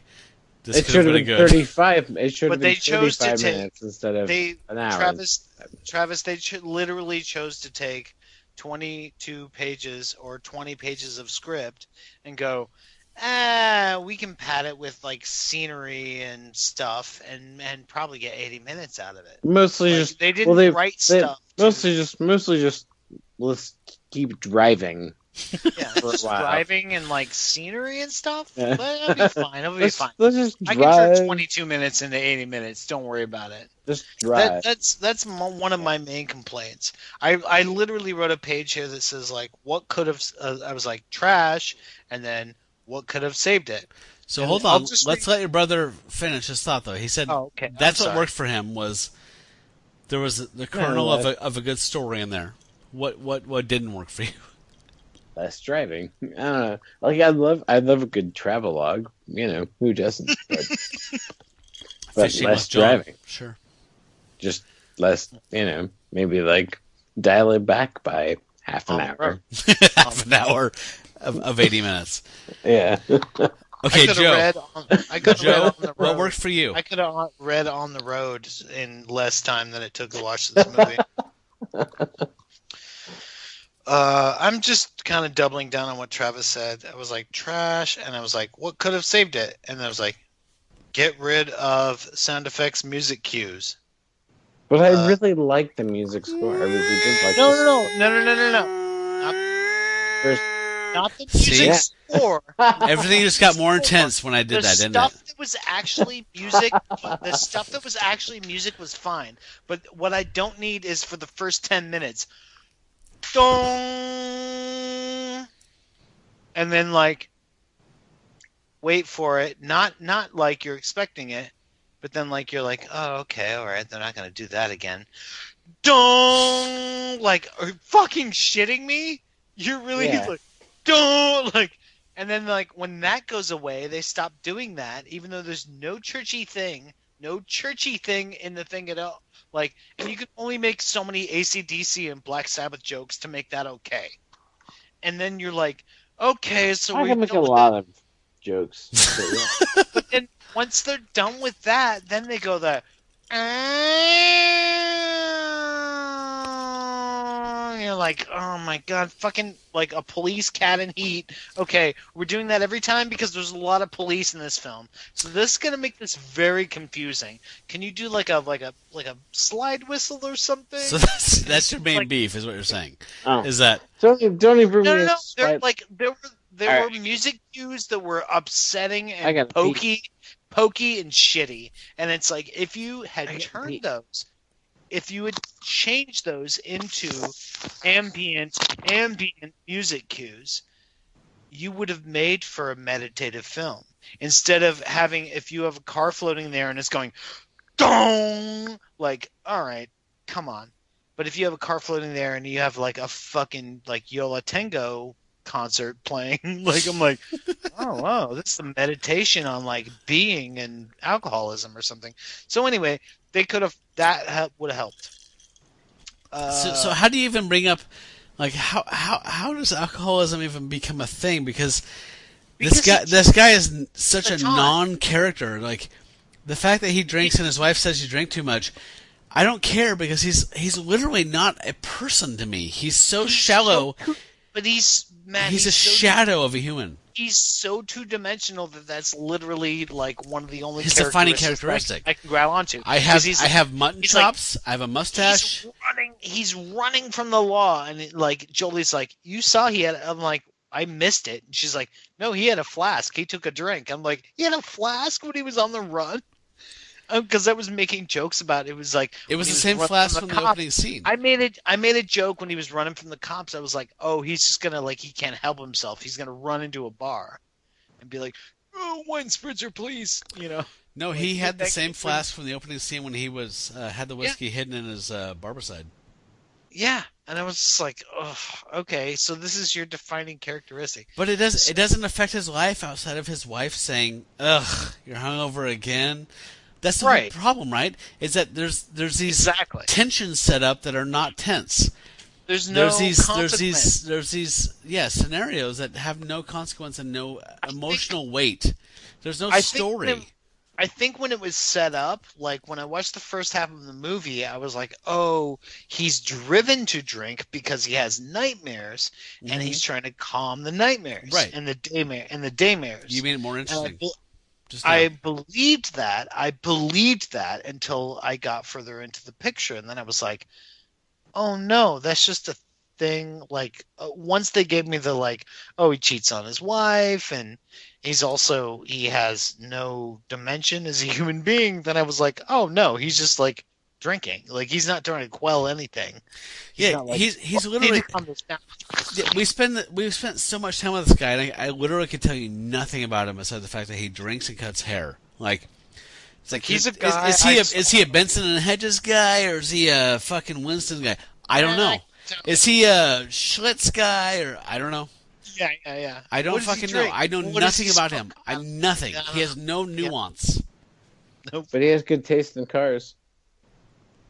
All right, so we're moving on to Final Judgment. This is the part where we talk about, is this cool or is this trash? And defend our position. Travis? Well, he's a fucking killer, and he's an asshole. And not Rocky, the film. Yeah, I know. You're talking about Pulp Fiction. Like I'm coming around to it. He's an unsympathetic main character, and the film is stretched out like to death. The music's good, but the film is trash. So you have to have an official stance, which is trash. Trash. Okay, Joe.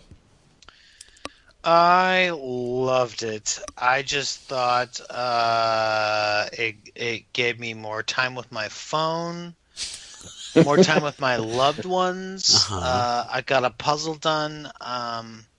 I was able to pause it halfway through and feel good about watching other not great TV. I can't recommend it enough. If you want a thing to watch and feel like, oh, what am I doing with my life? I feel like this is the movie for that. So I'm gonna say trash, but for all the right reasons. Okay, But I'm his family. He doesn't spend any time with me, so What do you? I'm sorry. What? I agreed with you. I just agreed with you in a different way. All right. Fine. Okay, so I'm going to. You're going to say it's cool, aren't you? I'm going to pile on a little bit and say this is trash. The first 20 minutes of this film, I thought this might be a little sleeper weirdo indie movie, and then it didn't deliver. That's exactly what I did. So I was like, I was so excited. For me, one of my major deciding factors is like, when's the first time I check the time? Like, when's the first time I see how much is left? What was it? And I got pretty far into this one. I got like 25 minutes in, where I was like, okay, how long? Oh, well.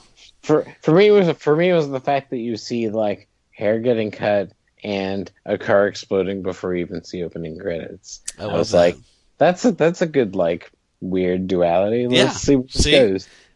Yeah, it's like it could be Jodorowsky. We don't know. It could be something really cool and like it's like Man Ray and it could be Terrence Malick, undiscovered Terrence Malick talent. Travis, when did you check your phone or pause it on your YouTube and go like, oh fuck, how far in are we? Like, how much more of this shit do I have to watch? 20 minutes. Well, 20 minutes. Oh my god, that seems to be universal. I did it at 40 minutes. Really? Yeah, and then I was like, I'm sorry, I have to take I was like, I'm halfway through. This is intermission, and then I took a whole week off, and then watched the other half. I paused it during the credits like several times just because I was like, I have a lot of notes on this and they're fucking pretty funny, but just like. Also, I need chocolates and like Cell Pictures, Jack Cell. That's not real. That's not a real name. Things like that. Yeah, Jackham Cell. Okay, so we've established unanimously this is trash. Yeah. So by the loose definition, this is not something we'd recommend to people to watch. No, God, no. But by the power invested in me. But it has potential. It could have been good. It has potential, but it's almost 40 years old. Yeah, and you don't watch things with potential. Yeah. You reboot things with potential. Yeah. You don't watch things with potential. I think we've unanimously agreed this thing is kind of a turd. Yep. It had potential. It squandered it because there was a lack of ability, and that's that. So the antidote. I talked a bit about how this echoed some beats of Laser Blast, which is my favorite B movie from my childhood, which is a teen revenge movie, and this kind of had that weird kind of Carrie Laser Blast thing going, where it's just like you have an ability, and people suffer and die because of it, and blah blah. You're saying Laser Blast? Yes. I've never heard of that. It's one of the best B movies ever made, and the MST3K riff of it is one of the best riffs ever. All right. Okay. Straight up. Cool. So that's my antidote is Laser Blast, and fuck it, just skip what I did and just watch the riff of it. It's hilarious. So Travis, as our guest, do you have an antidote for this? Fucking yeah, Legion. If you like the FX Legion, like it's based on the Bill Sienkiewicz, Chris Claremont comic from the early '80s, and Noah Hawley, the guy who did who's doing like the Fargo reboot, which I haven't seen, but it's apparently pretty good. I haven't seen it. Yeah. But yeah, so he's doing this show Legion, which is based on the idea of a it's Charles Xavier's mutant kid with multiple personality disorder and schizophrenia, and the show itself is I don't know, it's sort of incomparable. It's hard to describe, but it's fantastic and worth a watch. And as this sort of has this idea of a guy who has, sort of finds himself with psychometric powers, and it's in the vein, and so is this on FX or what is this on? Yeah, it's FX. Okay. Yeah. Cool. Does he have a neat mustache or like a cool pompadour or? Unfortunately, he just looks like a guy. Unfortunately, not. But you do get in the later episodes you do get some Jermaine Clement from. Oh really? Yeah. Okay. It's not Jermaine, it's Jermaine. He's Jermaine. He's Jermaine to New Zealand, but he's Jermaine. So one thing I'm hearing about the Legion series is that it seems to be like a major positive vote for like giving a director or a producer or whatever like carte blanche to like just kind of go nuts with something and just do their own vision, as opposed to like feeling like you need to toe the party line and make something look and feel like all the other stuff. It feels like people are really digging the fact that like Legion seems to like be have that kind of like Danny Boyle kind of like fever kind of coolness to it that's working, whereas well, the thing about it, that my impression of it is like, first of all, that the idea that Bill Sienkiewicz wrote it means it has like an abstract kind of sensibility built into it, and the idea that you could do that and that anyone's willing to do that is like, okay, you need to be able to sort of do that visually to draw, and that's what I like. That energy, right? I mean, that's hard to be like, oh, it's all crazy, and like, oh, is he or isn't he, or like, is it in the present or is it all like in his head and like blah blah blah. But does it work for someone like me who never gave a shit about mutants?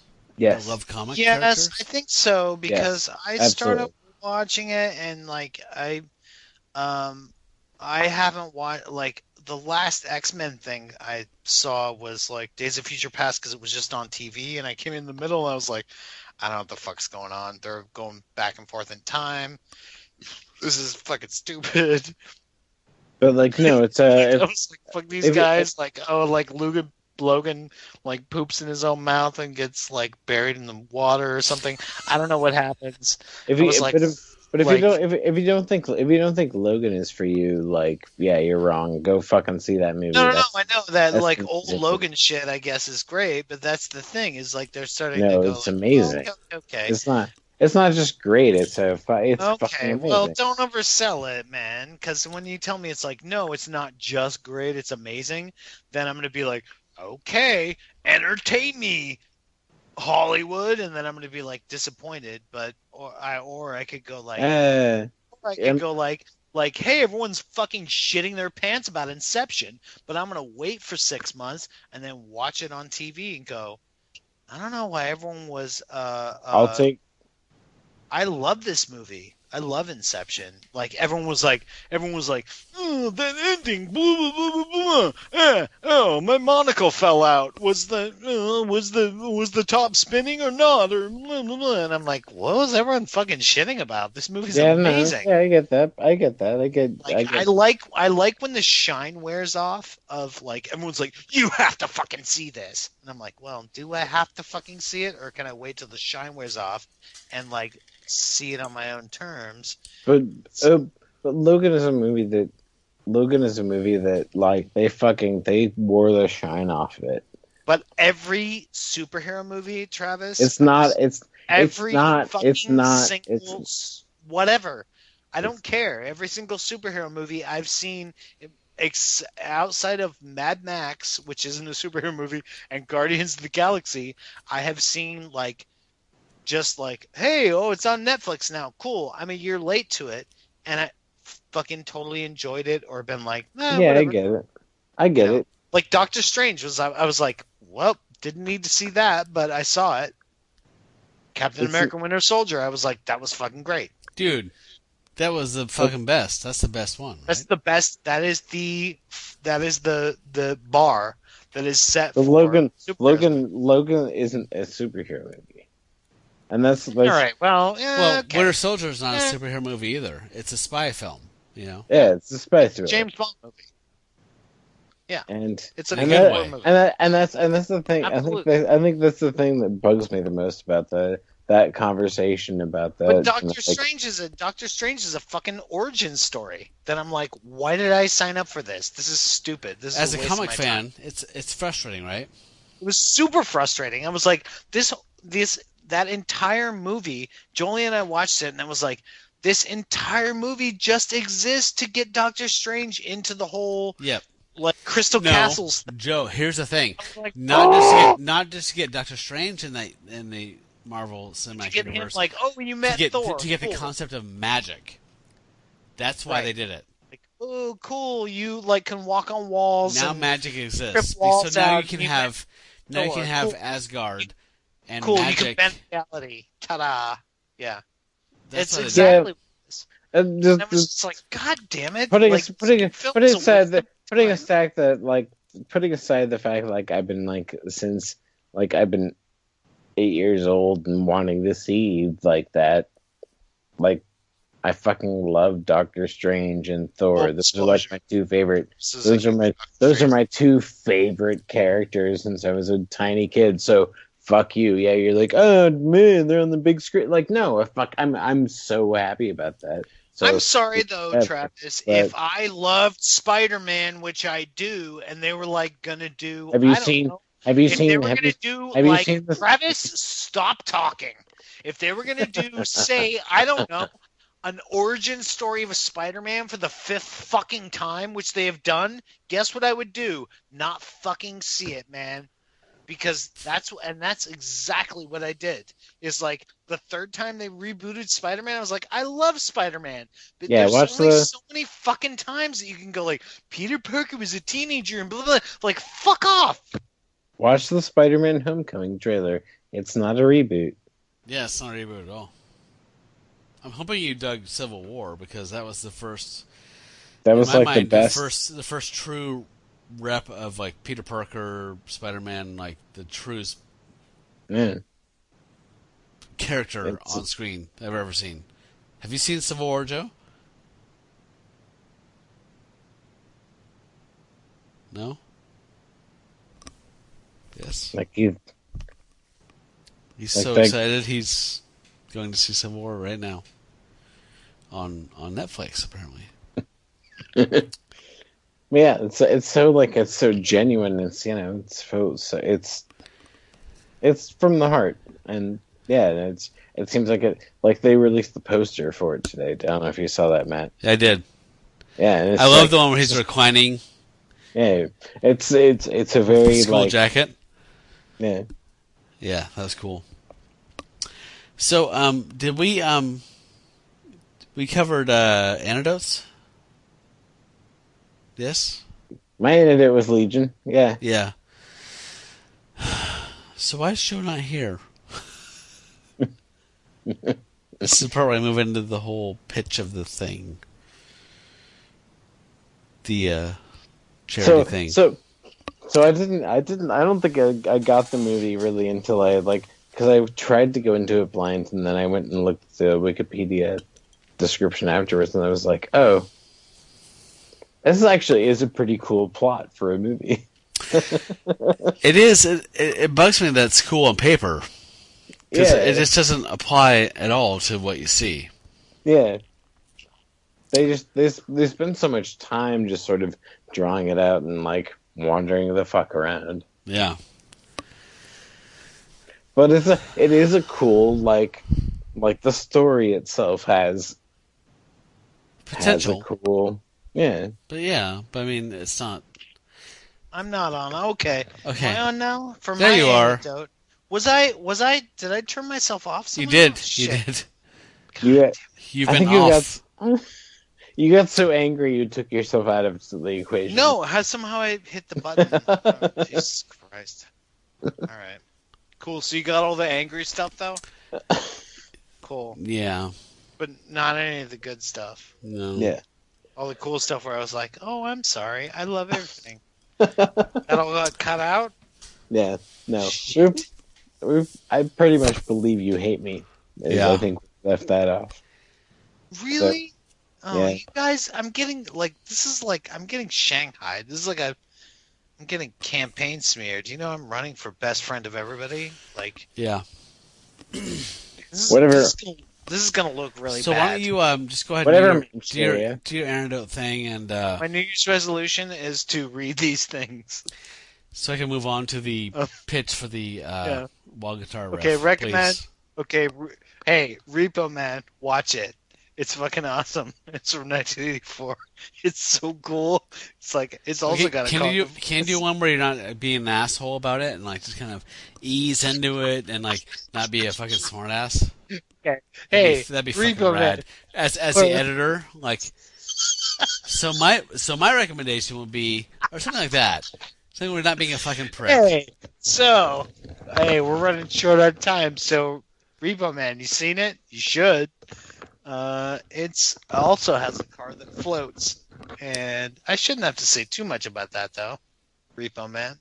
Okay, so all right, all seriousness. So for my recommendations, that's 2 words. Jesus Christ. All right, I wanted to say this movie did remind me of Repo Man because of the floating car, and it made me want to watch Repo Man, which is a much better movie. And if you don't know Repo Man, it's an Alex Cox movie. He did Sid and Nancy. This movie stars Harry Dean Stanton and Emilio Estevez, and it's a fucking great film. It's this kind of weird LA Just thing. one in every car, man. Whatever he said, it's probably a quote because it's quotable. Yeah, it's a great film. Please check it out. Probably preaching to the choir. Anyway, also saw 2 documentaries. One, if you like music, we talked about music in this episode. If you like music, you might know about Muscle Shoals, a little town in Alabama that has a really important studio called Fame, and there's a documentary called Muscle Shoals that's on Netflix, and it's a fantastic, fascinating documentary about Rick Hall, who's the founder of that, and he's a guy who lived a hard life and started this studio from nothing, and basically started a studio that people wanted to come to, and was something that was comparable to Sun Studios or Motown or Stax, and he made it out of completely nothing, and suddenly he was like the most in-demand producer and just churning out number one after number one, like hit, and it's a very beautifully shot film. The landscape down there is amazing. There's lots of amazing stories like within this picture. If you love music and if you love just getting high and looking at beautiful things, like it's an amazing picture.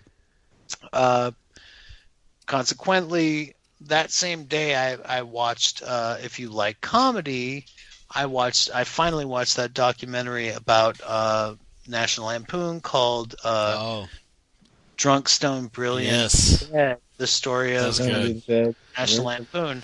And it's really, if you're a fan of comedy, it's endlessly fascinating. I grew up with that magazine. I had no idea, like, the way that the tentacles reached and, like, how far everything stretched. One of the writers, for example, or one of the editors was, you'll know him as the manager Ian from Spinal Tap, maybe? Yeah. He was a big guy at National Lampoon, and so that's kind of how Spinal Tap happened, and then they also, like, those guys met guys from the Groundlings, and that's how John Belushi and those guys, like, ended up on Saturday Night Live, and it's all this crazy stuff, but it's like a lot of crazy stories. Very like, cool. There's Rick, like, I loved it. So it's an amazing documentary. As a comedy fan, I thought it was a great doc. I think it's fantastic. And both of those documentaries, one of the things, watching them back to back, one of the things I noticed, not to the detriment, but if you're looking for, like, backstabbing, shit-talking gossip, you're not going to find it. Both of those documentaries, in these large histories, because both of those documentaries have that in common. They're like, hey, it was a different time, and they span 20 or 30 or 40 years. There are a lot of opportunities for people to, like, be like, fuck that guy, whatever. And you don't get that. Like, people are very surprisingly, whether loyal. It's just magnanimous or just, like, generous and like, Tom's gone by or whatever. And I don't know if it's entirely because of the editing of, said directors of films, or if it's because of the subjects that were interviewed or whatever. I don't know if, like, for example, if Chevy Chase is being like, oh, I'm not going to say on camera I fucking hate that guy or whatever. Or if it's just like, if they're like, nah, we edit it so everyone seems nice. But any of the animosity is kind of tamped down in a way that like, really it's not a gossip fest. It's more about the bigger story and the history. And I think that's why they did it. So I think if you are, like me, a fan of music and a fan of comedy, I would watch both of those films and watch them back to back, and they are both immensely entertaining and informative and fantastic. Very cool. I have no antidote to offer, but I do have kind of an announcement about what we're doing. Joe and I labored on a riff. As you might know, we've done riffs for years on movies, and Joe and I did one on wild guitar that started 2 years ago. And we normally take a day and a half to do a riff, but this time it just didn't land. And we brought it home with us and pecked away at it here and there. And we had free hours on the weekends, and it ended up taking 2 years. And it kind of became our Smile project. And when it was done, we call it the Magnificent Ambersons. Yeah, and when it was done, I kind of shelved it, and Joe said, "Well, let's just put it on YouTube and let people see it. We put all this work into it." I've seen it. But I did see that whenever I put something up on YouTube that was one of our riffs, there was red flags that would come up, and they would say, "Well, so and so has the rights to this music, so they're getting the money you're making from all your views." And when I realized that was happening, I checked out Arch Hall Jr. because we did a wild guitar riff, and found out that he's a very rabid, weird, hard right, pro-Trump fan. Oh, and I didn't want my money to go to Arch Hall Jr. because his music was in that movie, and I didn't want that to happen. So I thought, well, how can I give this away and let people see all the work that Joe and I did on it, and not give Arch Hall Jr. money? And then it hit me, why not just find the biggest charities that need money in Trump's administration, and people who provide photo evidence, either like a screen capture or a photo thing of a donation of $4 or more, can get this riff. And they can get a riff for $4 or more. So if each $4 you can get one of our riffs. We've done 4 of them in the past. We've done Bloody Pit of Horror, Invasion of the Bee Girls, Curse of the Swamp Creature, and Wild Guitar. And if you donate $15, you can get all of them. So that's happening right now, and if you go to www.thatschoolthatstrash.com, you can see how to cash in on this effort. But I'm really proud of doing this, and we've already got, I officially launched it today around lunchtime, and we've already got a bunch of donations and people requesting download links for the new wild guitar riff. So I'm totally stoked, and it's cool that it's across the board. Like there's the Human Rights Campaign, there's ACLU, there's Water, Southern Wild Poverty Center. Yes. Yeah, I was actually Planned Parenthood. Yes, Yeah. So I was I had plans to make more and more samples for this movie tonight. But I got up here and started checking my social media accounts and realized people were showing me proof of donations. And I needed to send them links to Wild Guitar. So that is happening, big time. It's fucking cool. Yeah, thank you for doing that, everybody that's a fan of this, and please tell people. I have to say, I know, anybody that's a fan of this is probably a fan of Mr. Science Theater, and everybody knows that's coming back. We don't know, for another couple weeks what movies they're going to riff. They might be some of the ones that we've done. I hope not. But yeah. But that's one of the reasons we wanted to get this out, because Matt and I spent so much time on this one, and I don't want it to, I don't want it to feel like a, My Bloody Valentine kind of thing, where it's oh, they fucking labored over it and blah blah blah, and then it's it's okay, but they fucking broke the bank. It's no. It's a good riff. I've watched it with friends and strangers and family, and I've seen it 15 times over. And, yeah. And it still surprises me. I still laugh at stuff that Matt came up with and Matt says, and things I forgot we wrote, and vice versa. I say, and it's I absolutely stand by it. I think. I really feel like as we've riffed, if people are following our riffs, that it's kind of getting increasingly better. Yeah, that's the feedback I get as well. And Although I think it's fair to say that Psychotronic Man is a movie that nobody should ever revisit again. No. So this last film we did was Wild Guitar, which is the cliched rise and fall of a pop hero in the early 60s, pre-British invasion. And the whole idea here is that you donate $4 or more to any kind of charity that's kind of progressive. So ACLU, Human Rights Campaign, anything like that.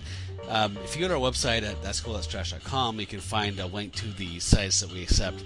But all we need is a screen grab of something that says that you've donated $4 or more, and let us know where you want us to send the link. And you've got a link to a free hour and 30 minutes of comedy that is fucking brilliant. I think that Joe and I worked our balls off over 2 years of we got pretty fucking meta and into ourselves and pulled our heads out of our own meta asses and came back to it, and it's fucking funny. It's good shit, man. I mean, normally I can't watch or listen to much I do, but this thing's pretty goddamn watchable. It's yeah, funny. I'll second that. Like, I actually hate listening to my own voice. That's why I work behind the scenes in movies. But yeah, I've watched this thing with multiple people, and I actually, it was like when we first put this together, and we had the first like most final cut of it. I showed it to like my in-laws, like my family, and I remember standing at the computer and just standing there. Like, I stood there the whole time. Does that make sense? Where yeah. I was like, oh, I'm not gonna go out for a smoke, or I've seen this before, and I'd seen it like 8 times before, but like I was like standing there just like behind, like standing at a chair watching it, and everyone and I was like, oh, okay, this is like the 5th time I've seen this, and I'm still like, oh wait, what's gonna happen next? Right. Which I thought was great, and I've loved doing riffs. This sounds like a fucking NPR thing, but like, you know, the great thing about riffs is that you get to hang out with your friends and make jokes about things that are terrible, and I get to hang out with Matt and Kyle and Scott, and when we did Swamp Creature, that was fun, you know. I love Swamp Creature, by the way. That's probably I think.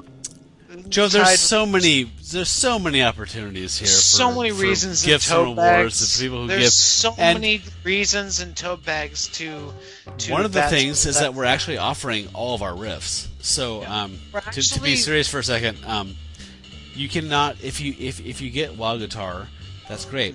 But each riff is available for $4 or more, and if you donate $15 to a cause, we'll give you all 4 riffs. So we've done Bloody Pit of Horror, Invasion of the Bee-Girls, Curse of the Swamp Creature, and Wild Guitar. If you donate $15 to a cause that's green, lighted on our website, you get all of them. And we hope you do this. And if you do it, please spread the word. Let us know if you do it. We're spreading the word and kind of keeping a buzz going. We've already got. I launched this today at lunchtime, and we have a pretty decent response. And I'm just asking people to share it and keep it going. This is not about. We've never wanted the money for ourselves. We've always wanted the money for.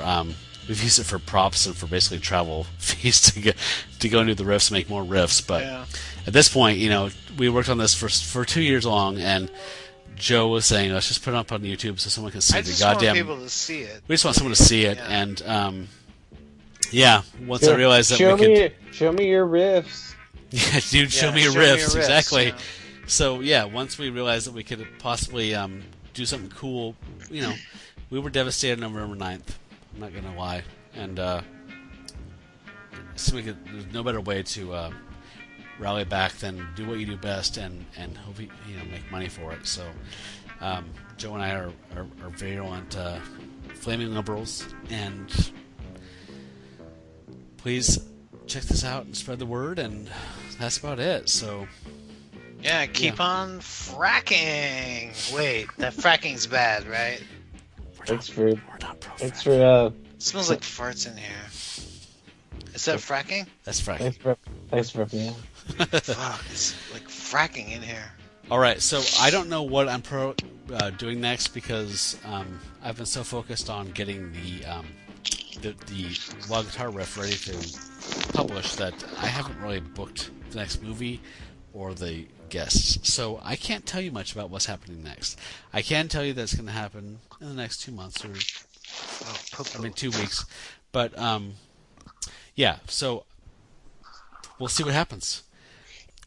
So Travis, thank you so much for being on the show tonight. Yeah, my pleasure. And Joe, I look forward to having you on the show again soon as well. Bleep bloop. Bleep bloop. So you folks out there, please check out the fundraiser we're doing with the Wild Guitar.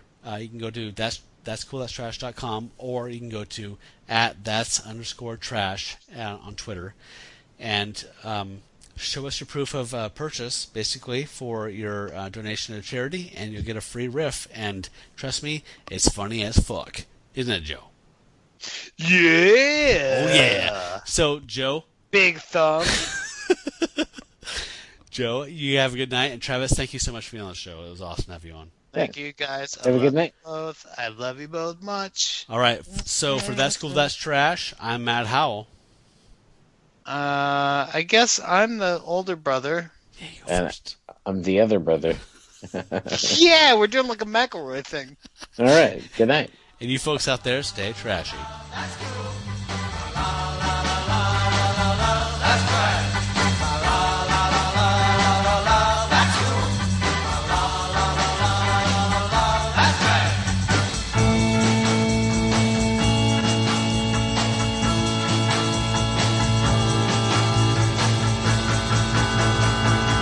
That's trash. It's garbage, folks.